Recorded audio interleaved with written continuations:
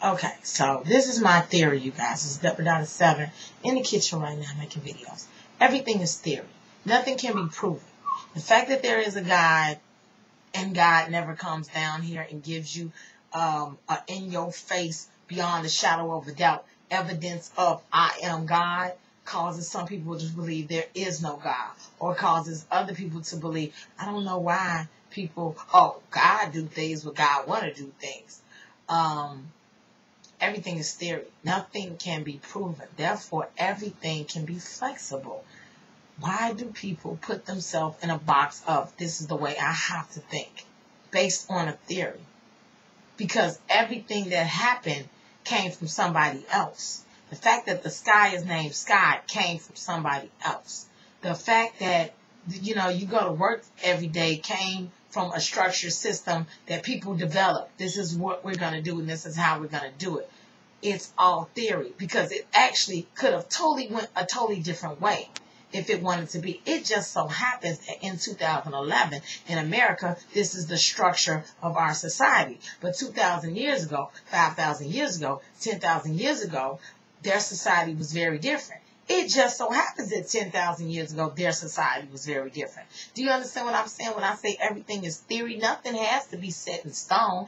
It's just the people that interacted with each other chose to make those rules to set that in stone. And you choose to follow them. But the reality is everything is theory. Let me tell you the reason why God don't come down here and say, boom, clack, clap, thunder.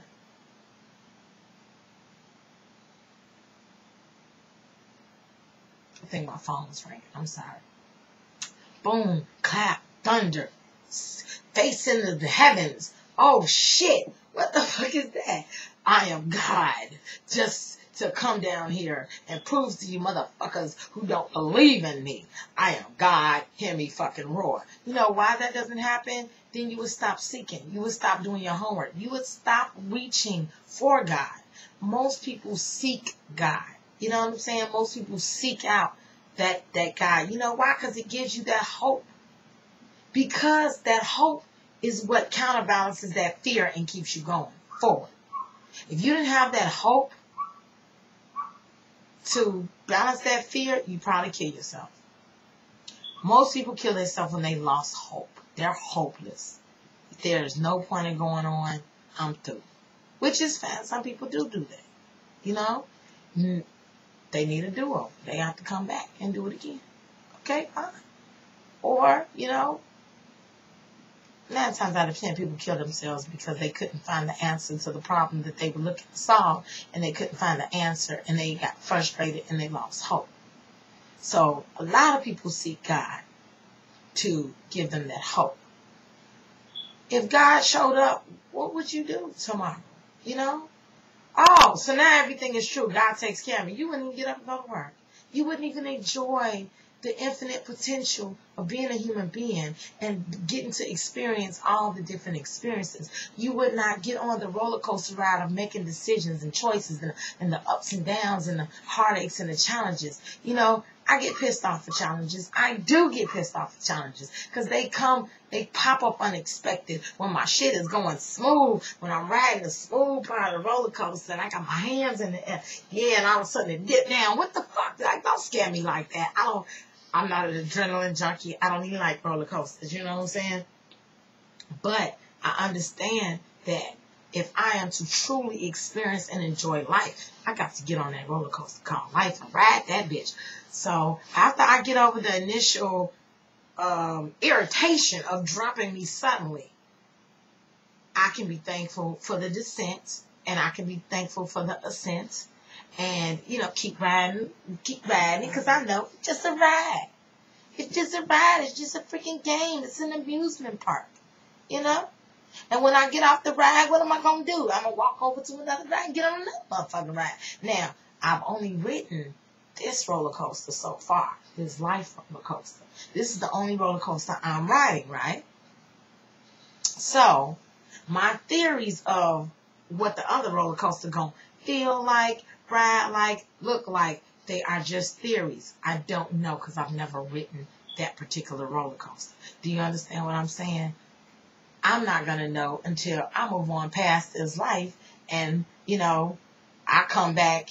I hope when I die that I have the spiritual advancement enough to haunt some motherfuckers and talk to them and tell them this is how it is, this is where it goes.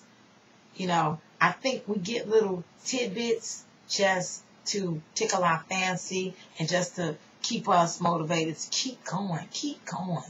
You know, enjoy the ride, enjoy life. It's actually a very short ride in retrospect.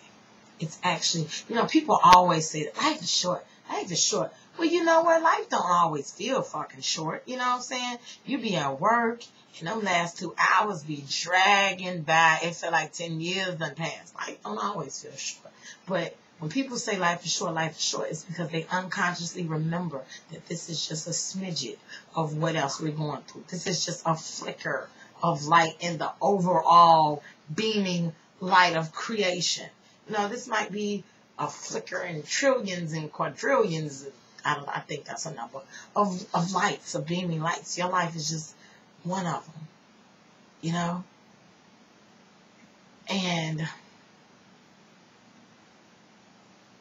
I guess what's right for you is right for you. You know, your theory of life might be totally different than my theory of life. My theory of life is that I'm a spiritual being in a human body enjoying this roller coaster. And along the way, I'm observing everything. I'm experiencing everything. I'm tasting, testing, smelling, feeling. I'm doing all that with my senses. And, you know, me personally, I'm doing things that I enjoy to do, which is play the role of a spiritual creature, play the role of a mother, play the role of a nurse, of a friend, of a communicator, play the role of a little scatterbrain, perhaps, that I like to enjoy and experience different things at different times. I ride the waves of energy and vibration as they come, because that's just what I am. That's just what I do. That's just what role I do. I realize that it's better for me to ride the waves as they come than try to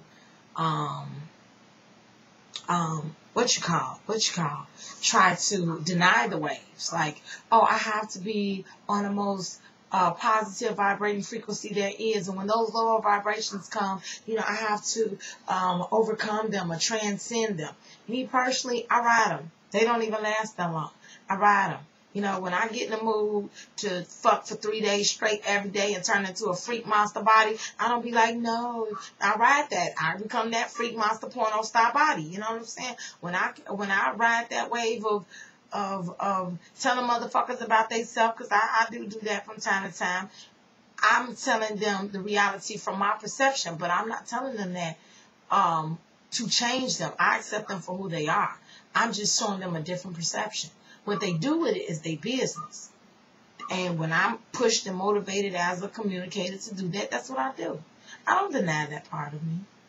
You know, realizing when I really, really thought about it, there's no such thing as a mistake. There's no such thing as something bad. You know, if I get a challenge of, okay, I'm going to give you a good example. My patience with my children. I be wanting to kill them, you know? And when I faced with that catalyst, that thing that gets projected at me, my daughter gets grounded the first week of school because she didn't clean up her room, and she's 14. Then I asked her to clean the cat litter, and then she cleans the cat litter and leaves the bag of cat litter in the hallway on a knob. And I'm like, why is it stinking there? She cleans the cat litter. You know, that is me, because one of my roles is a control freak. I like everything to be under my control in my universe. That's just me. But I have to live with the acceptance of self and the acceptance of I'm a control freak. Because in the very same underside of the same coin, I have the acceptance of flexibility, realizing that I cannot control everything. Because my perception intertwines with her perception. And her perception of life is she's sharing her life with my life. You know, she's sharing this piece of the universe with me. So everything in my piece of this universe is not going to be the way I want it. So once I have that acceptance is what makes the anger evaporate. Now, I'm observing who I am. I'm being able to communicate with you who I am, how I function, because I live in the observation of it. I don't get so completely wrapped up in it that I can't see what I'm doing. I told my friend yesterday, I said, I don't think I have subconscious thoughts. I don't think I use my subconsciousness because I'm always living in this awareness of even if a thought pops up and action begins to formulate, I want to, I call it psychoanalyzing itself, but I psychoanalyze everything I do. She tried to indicate that I was egotistical upon certain levels of me flirting. I was egotistical in my flirting. Oh, you flirt because you like, yeah, another one like me, yeah, to pump up your ego. And I'm like, but I don't think like that in the midst of doing it. While, I like to interact with people. I like to interact with people on that cat and mouse game, back and forth. That, and that is the reason why I do it. And truth be told, y'all, my wife knows I'm like that. She knows. She knows. She accepts me for who I am. She accepts that part of me. Because really and truly, if she didn't, we wouldn't be together. But I've never been like an egotistical person. Like, I need to feed my ego and pump up myself about myself. Because self has always just been self. Personality traits that I inherited, that I developed because I wanted to, things that I kept, things that I didn't keep. Sense of self, sense of style, sense of I know which parts of me try to fit in. I know which parts of me try to rebel against the system. I know which parts of me try to conform to the system. At the end, it's all about self. Nothing is set in stone that you have to be a certain way. It's all theory. Theory is basically developing a hypothesis based on an experiment, right? But at the end of the day, it's not set in stone. Every word that you're using to set up this experiment, somebody else made up that word. So you're always functioning in this structure of this earth as long as you're on this earth. I'm 34. I don't know how much longer I'm going to be here, but I thank the goodness of everything that I have gotten to this age where I can enjoy the ride. A lot of people don't get to this age this young, and I do realize that. When I was 17, I was grown.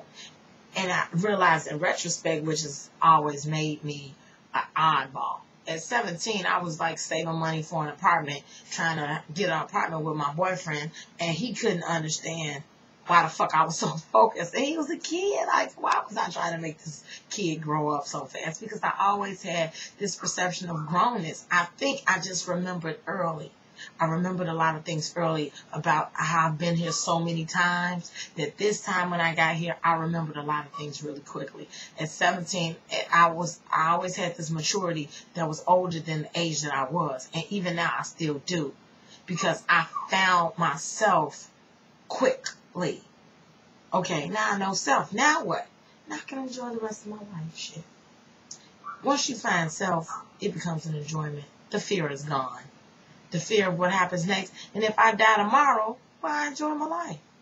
I don't know when it's going to be over. Don't get me wrong. It don't make me suicidal. I want to live here and experience as much as I can for as long as I can. And I do kind of do things in my life to make sure that I'm here. But the theory is, if you find self, you find peace. If you find self, you find happiness. That happiness is always going to be apparent, but it's always going to be there because you're able to go back to it. My friends tell me, they say even when you get down, you don't stay down very long. You don't get down like other people. You don't feel sorry for yourself. I do. I lick my wounds sometimes, but I've trained myself a long time ago only to give myself a certain amount of time to lick my wounds. Because then if I'm steady being preoccupied with, what was me? I feel sorry for self. How am I going to enjoy the journey?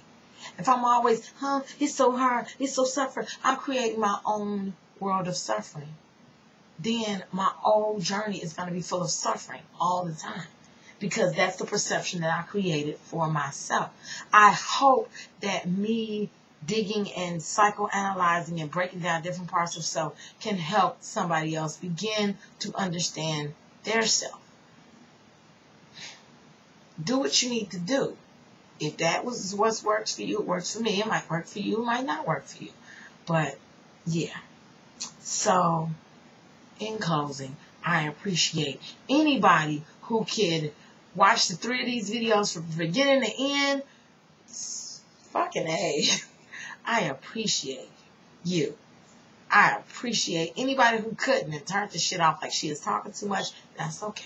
They ain't even listening to me right now. So who gives a shit?